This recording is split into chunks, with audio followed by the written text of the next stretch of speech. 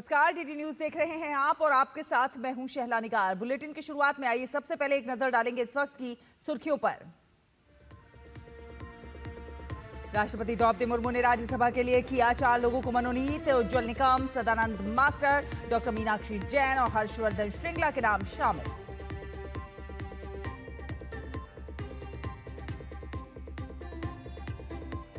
विदेश मंत्री doctor S Jaishankar आज से सिंगापुर और चीन के दौरे पर। चीन में एससीओ देशों के विदेश मंत्रियों के सम्मेलन में लेंगे भाग।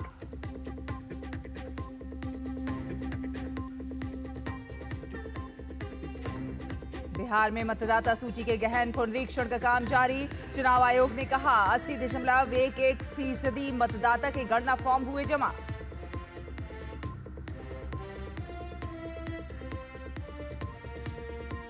अमेरिका में एफबीआई ने अपहरण के एक मामले में 8 खालिस्तानी आतंकियों को किया गिरफ्तार। एनआईए की लिस्ट में शामिल मोस्ट वांटेड आतंकी भी गिरफ्तार।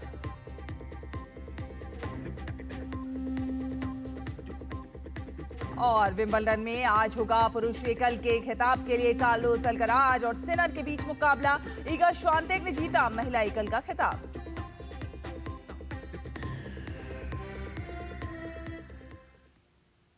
आपको बता दें कि राष्ट्रपति द्रौपदी मुर्मू ने राज्यसभा के लिए 4 लोगों को मनोनीत किया है। मनोनीत लोगों में उज्ज्वल निकम, सदानंद मास्टर, डॉक्टर मीनाक्षी जैन और हर्षवर्धन श्रृंगला नाम शामिल हैं।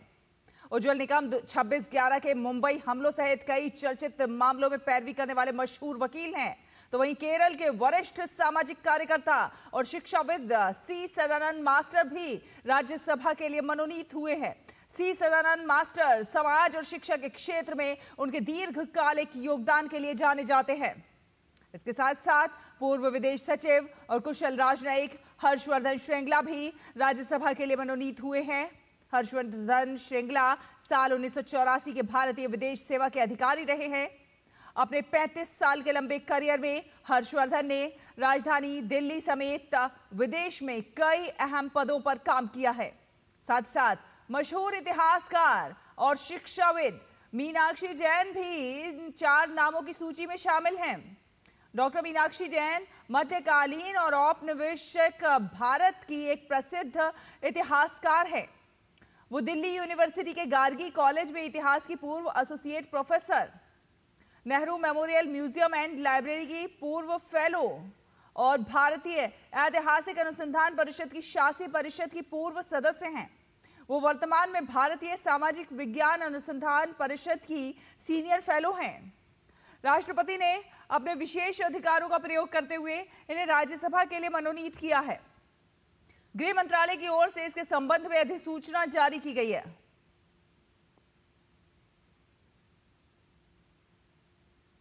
और विदेश मंत्री डॉक्टर एस जयशंकर आज से सिंगापुर और चीन की अपनी यात्रा पर रहेंगे और अपनी यात्रा के पहले चरण में विदेश मंत्री सिंगापुर पहुंचे और सिंगापुर के विदेश मंत्री विवियन बालकृष्णन से उन्होंने मुलाकात की। इस मुलाकात के बाद डॉक्टर एस जयशंकर ने एक्स पर लिखा कि वह सिंगापुर हमारी ये एक्ट ईस्ट नीति के केंद्र में है। वहां विचारों का आदान प्रदान करना हमेशा उपयोगी होता है। इसके साथ ही विदेश मंत्री ने टेमासेक होल्डिंग्स के मनोनीत अध्यक्ष टेओ ची हेन से भी मुलाकात की।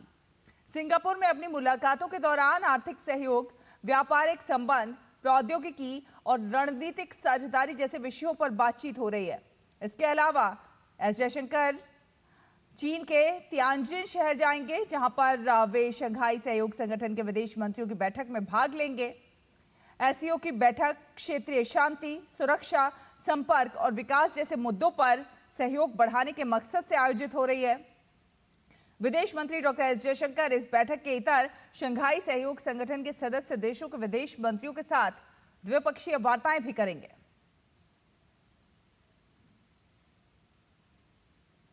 भारत की व्यवहारिक और सशक्त विदेश नीति ने भारत को मजबूत राष्ट्र के रूप में स्थापित किया है।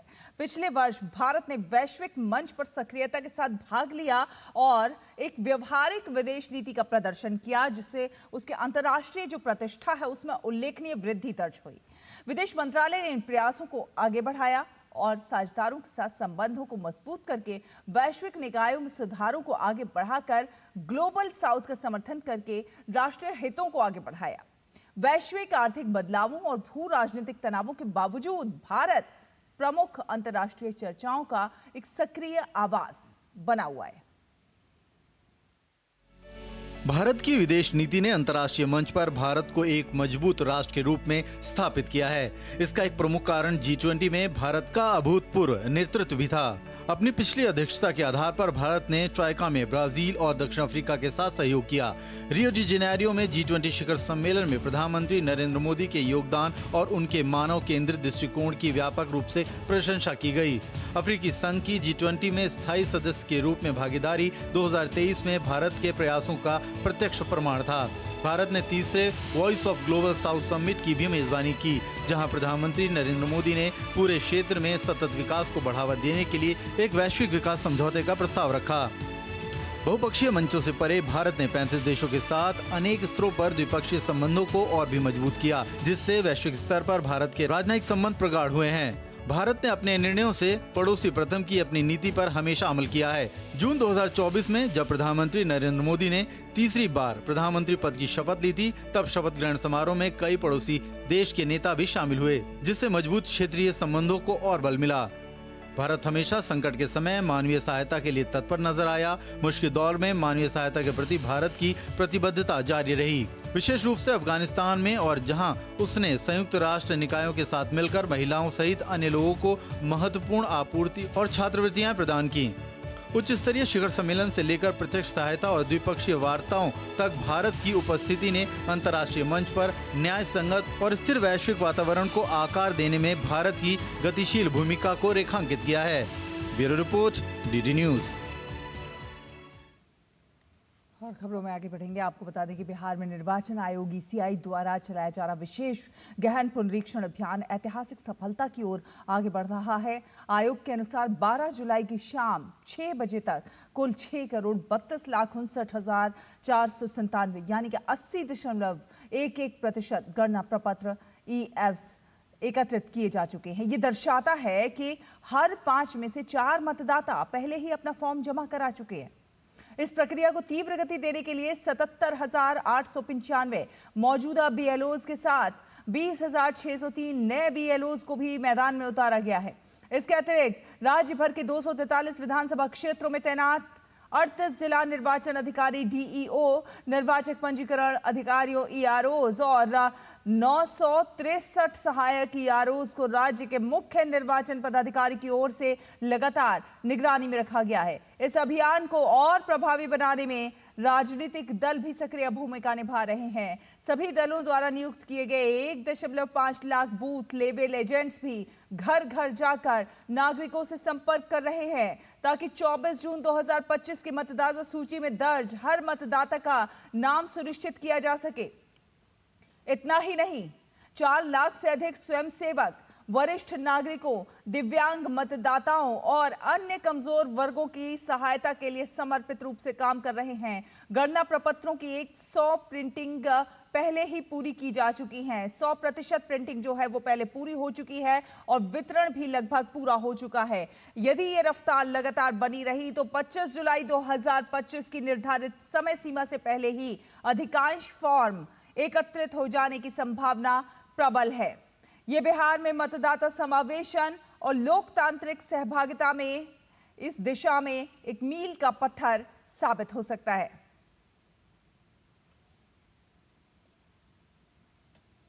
बात करें एक्सियो मिशन की तो भारतीय अंतरिक्ष अनुसंधान संगठन इसरो के अंतरिक्ष यात्री ग्रुप कैप्टन शुभांशु शुक्ला अंतर्राष्ट्रीय अंतरिक्ष स्टेशन पर 18 दिन बिताने के बाद 15 जुलाई को भारतीय समय अनुसार दोपहर 3 बजे पृथ्वी पर वापस लौट रहे हैं।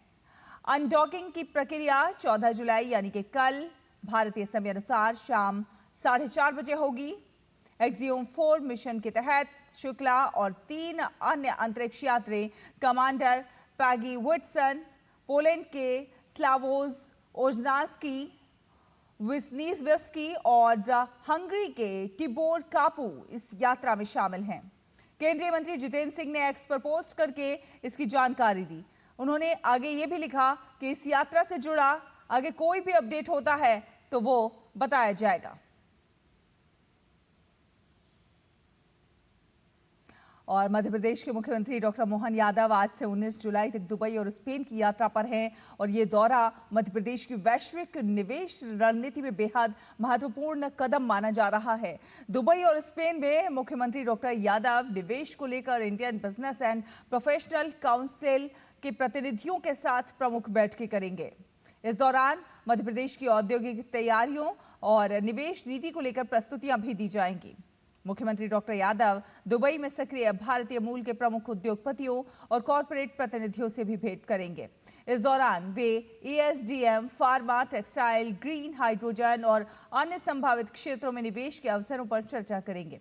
इस दौरान मध्य प्रदेश में विकसित हो रहे PM मित्र park, logistic hub, green energy zone और एक जिला एक उत्पाद जैसी पहलों की जानकारी दी जाएगी। साथ ही साथ प्रदेश में उद्योगों के लिए स्थायित्व, पारदर्शिता और स्पष्ट नीति से भी अवगत कराया जाएगा।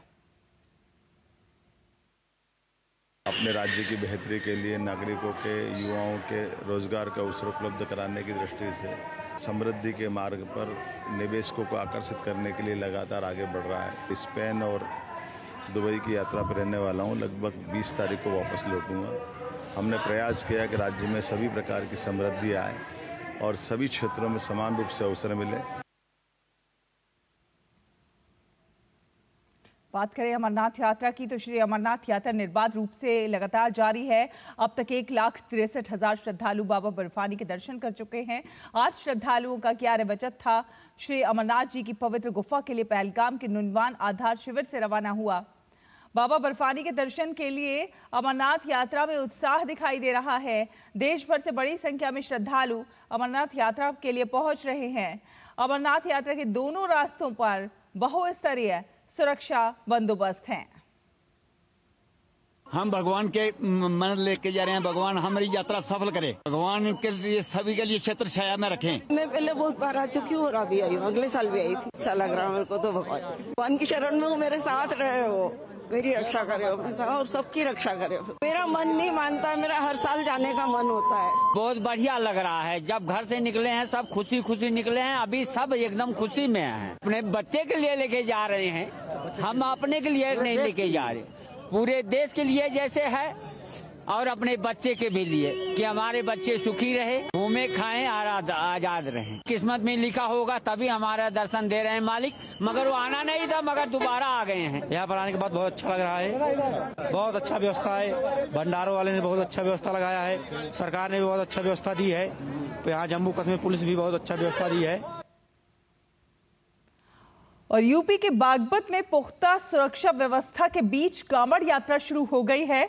दिल्ली, हरियाणा और राजस्थान से कांवड़िए हरिद्वार से गंगाजल लेकर आने लगे हैं। सोनीपत जनपद के बहालगढ़ के रहने वाले गगन गोमाता को राष्ट्रीय माता का दर्जा दिलाने की मांग को लेकर कांवड़ लेकर आ रहे हैं। तो वहीं हरियाणा के विशु और जतिन अपनी 70 साल की बूढ़ी दादी को हरिद्वार तीर्थ के दर्शन करवाने के लिए 210 किलोमीटर की यात्रा कर रहे हैं।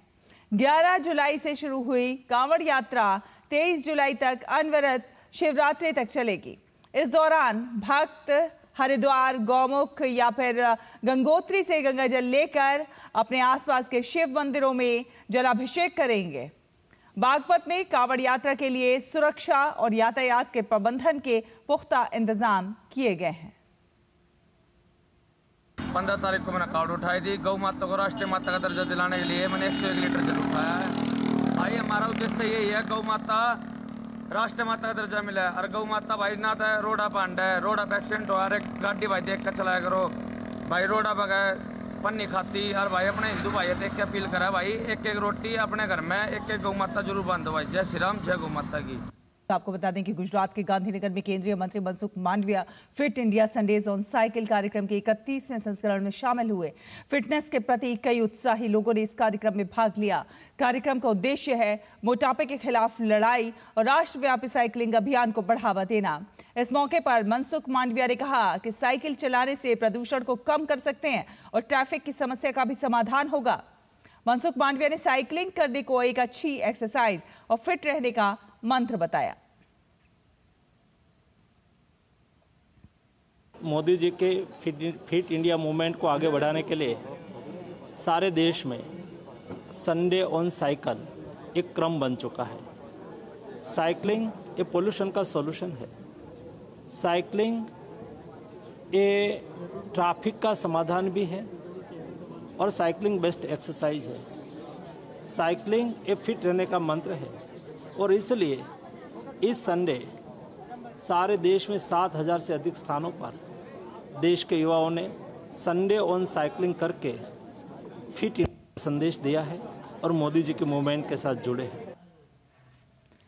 संडेज ऑन साइकिल इवेंट में आज भारत के पेशेवर पहलवान द ग्रेट खली खास मेहमान के रूप में दिखाई दिए।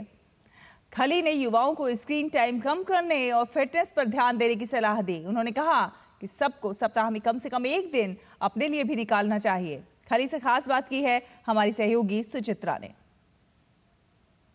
संडेज ऑन साइकिल का सिलसिला लगातार जारी है और आज इस इवेंट को फ्लैग ऑफ किया द ग्रेट खली ने। खली जी, कैसा लगा आपको कि रविवार की सुबह, वैसे माना जाता है कि लोग देर तक सोना पसंद करते हैं, लेकिन अब लोगों की जो संडे की सुबह है वो बदल गई है। सब सुबह उठते हैं और साइकिल चलाने के लिए एक जगह इकट्ठा होते हैं। कैसे देखते हैं इस अभियान को? नहीं, बहुत ही अच्छा लगा है। देखो जो यूथ पे जो जोश है और बच्चे देखो कि मतलब बड़े एक्साइटेड साइकिल लेके मतलब साइकिलिंग कर रहे हैं। और अब थोड़ा इंडिया ना बदल रहा है, इंडिया की सोच भी थोड़ी बदल रही है। और जो आज यहाँ देखने को जोश मिला बच्चों में, हर बच्चे के पास साइकिल है कि भी मतलब पूरा दिल्ली घूमेंगे, इंडिया गेट जाएंगे, तो बड़ा अच्छा लगता है कि भी आप 24 घंटे पे आप एसी पे रहते हैं और थोड़ा अगर पसीना निकालेंगे अपने बॉडी से तो उसके लिए बहुत अच्छा है। मतलब जो साइकिलिंग करता है, तो मैं सभी को एक सलाह दूंगा कि आप साइकिलिंग करिए और सैटरडे संडे को बाहर निकलिए, एंजॉय करिए अपनी लाइफ को। जो युवा हैं उनको आप क्या संदेश देना चाहेंगे, क्योंकि स्क्रीन टाइम लोगों का बढ़ता जा रहा है, जंक फूड लोगों का बढ़ता जा रहा है, फिट रहना कितना ज़रूरी है सभी के लिए और ख़ासतौर से देश के युवाओं के लिए? आप देखते हैं कि बच्चे देखो साइकिलिंग फ़ोन पे लगे रहते पूरे दिन को, और उनके माता पिता भी उनसे बढ़कर हैं और उनको अपने बच्चों को बोल सकते हैं कि भी आप ना इसको फ़ोन को देखें, पर लेकिन वो खुद ही इतना देखते हैं। और तो बच्चों ने भी तो वही सीखना है। फिजिकली एक्टिविटी करिए, साइकिलिंग चलाइए, पार्क पे जाइए, और ताकि आप लोग फिट रह सकें। मौजूदा सरकार के अगर हम प्रयास देखें, खेलो इंडिया, फिट इंडिया, ये भी जो संडेज ऑन साइकिल इवेंट है, खेलों की दिशा में देश को आगे बढ़ाने के लिए लगातार प्रयास किए जा रहे हैं। आपने दुनिया भर में देश का नाम रोशन किया। क्या आप सपना देखते हैं भारत का खेलों में भविष्य को लेकर?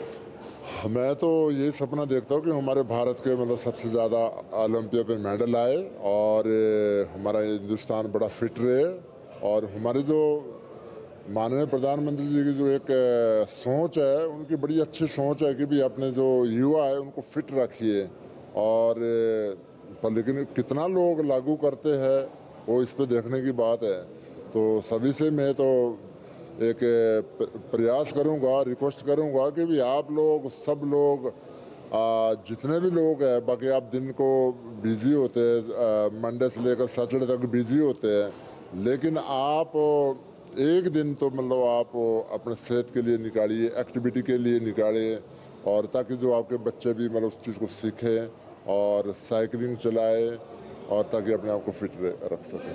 बहुत बहुत शुक्रिया हमसे बात करने के लिए। तो ग्रेट खली की सबसे गुजारिश है कि अपने लिए, अपनी सेहत के लिए एक दिन ज़रूर निकालें और सभी फिट रहें। कैमरा पर्सन मोंटी के साथ सुचित्रा, डीडी न्यूज़, दिल्ली। और राजस्थान के झालाना और आमागढ़ वन क्षेत्रों में इस मॉनसून प्रकृति को हरा भरा बनाने की एक अनोखी पहल शुरू हुई है। वन विभाग ने ड्रोन तकनीक की मदद से पहाड़ियों के दुर्गम इलाकों में हजारों सीड बॉल्स डालने का अभियान चलाया है। डीडी न्यूज के संवाददाता महेश दाधीश ने क्षेत्रीय वन अधिकारी जितेंद्र सिंह शेखावत से खास बातचीत की है, वो देखिए। प्रादेशिक के जो वन अधिकारी हैं इस समय मौजूद हैं। जितेंद्र सिंह जी, किस तरह जो ये तकनीक है वो काम कर रही है और कितने सार्थक परिणाम की हम उम्मीद कर सकते हैं? परिणाम तो सार्थक ही रहेंगे। माननीय होप साहब, डीओ साहब के डायरेक्शन पे झालाना आमागढ़ के अंदर हम लोग ने सीड बॉल्स तैयार करवा करके, जहाँ पर आम व्यक्ति नहीं जा सकता या कोई भी व्यक्ति नहीं जा सकता, जहाँ व्यक्ति की अप्रोच नहीं हो, वहाँ पे हम ड्रोन से सीड स्प्रेड कर रहे हैं। कितने समय तक का कार्यक्रम तैयार किया गया है, कितने पौधे इसके जरिए जो है लगाए जा सकते हैं, कितने सीड बॉल्स उसके लिए तैयार किए गए थे, कैसे तैयारी इसके लिए आप लोग ने की है? सीड बॉल्स तो डेली हम लोग बना ही रहे हैं। लगभग अभी हमारे पास 1.5 लाख सीड बॉल्स तैयार हैं, जो निरंतर चलता रहेगा। ये पूरे मानसून सत्र में हम लोग ये कार्यक्रम जारी रखेंगे। कितने ड्रोन्स अभी हमारे पास में यहाँ पर आए हैं और इसके जरिए कितने सीड बॉल डालने का टारगेट यहाँ पर रखा गया है? दो ड्रोन्स है हमारे पास में। अभी फ़िलहाल एक ड्रोन से ही हम लोग सीड बॉल डाल रहे हैं। इसमें एक फ्लाई में लगभग 10 किलो वेट ये लेकर के उड़ जाता है। एक फ्लाई में 2 मिनट के करीब इसको लग रही है वर्तमान में। ऐसा माना जा रहा था कि 2 लाख के करीब जो पौधे हैं उसके जरिए लगाए जा सकते हैं। उसमें सक्सेस रेट कितना रहेगा? क्या सक्सेस रेट हम लोग अभी 2 लाख सीड बॉल्स तैयार किया है अभी हमने, लेकिन ये आगे तक चलता रहेगा। इसके अलावा ग्रास स्पीसीज भी हम लोग डालेंगे। सक्सेस रेट क्या रहेगा ये तो आगे देखते हैं, लेकिन सक्सेस रेट अगर बहुत कम भी रहता है तो भी हमारे लिए बहुत सही रहेगा। ये कैसे आप तैयार करते हैं कि जो सीड बॉल होता है, जो यहाँ जो प्लांटेशन, क्योंकि हम कहते हैं कि अगर कोई पौधा तैयार कर रहे हैं तो उसको पर्याप्त पानी भी देना रहेगा, लेकिन जब जंगल में आप केवल सीड बॉल डाल देते हैं तो क्या ये यहाँ पर उग पाएगा या नहीं उग पाएगा, इस तरह की भी चिंता रहती है? हाँ बिल्कुल सही है, आप सही कह रहे हैं। सीड बॉल्स हम तैयार कर रहे हैं मिट्टी से। मिट्टी, खाद और मिश्रण मिला रहे हैं। एक अनुपात एक खाद, एक अनुपात मिट्टी और एक काली मिट्टी का मिश्रण तैयार करके सीड बॉल्स तैयार कर रहे हैं। वो सीड बॉल्स तैयार होने के बाद में, सूखने के बाद में हम उसको जंगल में स्प्रेड करवाते हैं। कितने राउंड दिन में इसके हो जाते हैं और किस तरह से मॉनिटरिंग होती है?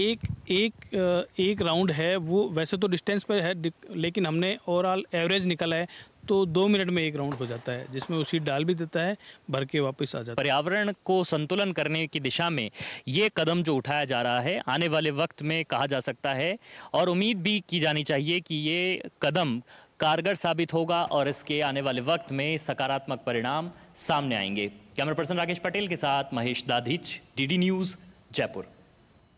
तो इसी के साथ और कुछ अंतर्राष्ट्रीय खबरों का रुख कर लेते हैं। हाँ, आपको बता दें कि अमेरिका की संघीय हमारी पूरी टीम को दीजिए अनुमति। नमस्कार।